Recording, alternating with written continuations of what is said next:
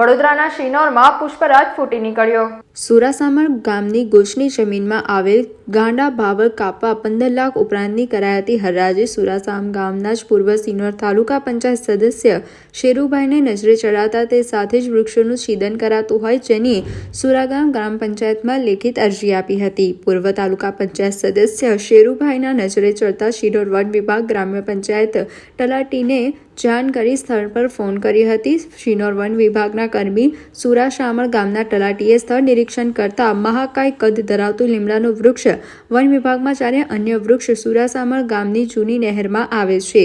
સુરાશામણ ગામ તલાટીએ સ્થળ નિરીક્ષણ કરતા પંચોના કહેવા મુજબ જગ્યા પર પંચકેશ કરી રિપોર્ટ બનાવી શિનોર મામલતદારને સુપ્રત કરવા સહિતની કામગીરી હાથ ધરી હતી। સરકારે પર્યાવરણ માટે વૃક્ષો વધારવા ઝુંબેશ ચલાવી છે ત્યારે બીજી તરફ પુષ્પરાજ આગળ આવી વૃક્ષોનું છેદન કરી રહ્યા છે। સરકાર આવા છેદન કરતા પુષ્પરાજ પર લગામ લગાવે જેવી પૂર્વ શિનોર તાલુકા પંચાયત સદસ્ય શેરુભાઈ તંત્ર વધુ તપાસ કરે તો હરાજીમાં અપાયેલી ગોચરની વિશાળ જમીનના ગાંડા બાવળ વચ્ચે કેટલાય દેશી બાવળનું પુષ્પરાજ છેદન કરી ગયા હોય જેવી પ્રાથમિક માહિતી। સુરાસામણ ગામ છે, અહીંયા એક વૃક્ષનું છેદન થયું છે। ત્યાં આગળ એક અરજદાર દ્વારા અરજી આપવામાં આવી હતી જેનાથી અમે તલાટી અને સરપંચ હું જાતે અહીંયા પંચકાસ કરવા માટે આવેલ છે। ત્યાં આગળ વૃક્ષનું છનન થયેલું દેખાય છે પરંતુ કોઈ માણસ અહીંયા છે નહીં। આગળ તપાસણી કરીને જે તે કાર્યવાહી કરીશું।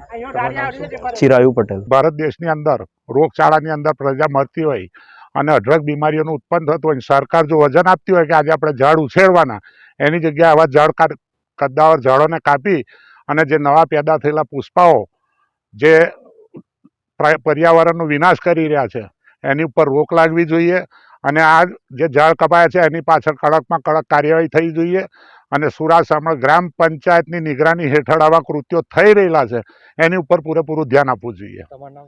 સિંધી શેર મોહમ્મદ ઇબ્રાહીમ। સમાચારોના સતત અપડેટ મેળવવા માટે લોકમત ન્યૂઝને યુટ્યુબ ઉપર સબસ્ક્રાઇબ કરો, બેલ આઇકોન દબાવો અને અમારી સાથે જોડાયેલ રહો ફેસબુક, ઇન્સ્ટાગ્રામ અને ટ્વિટર ઉપર।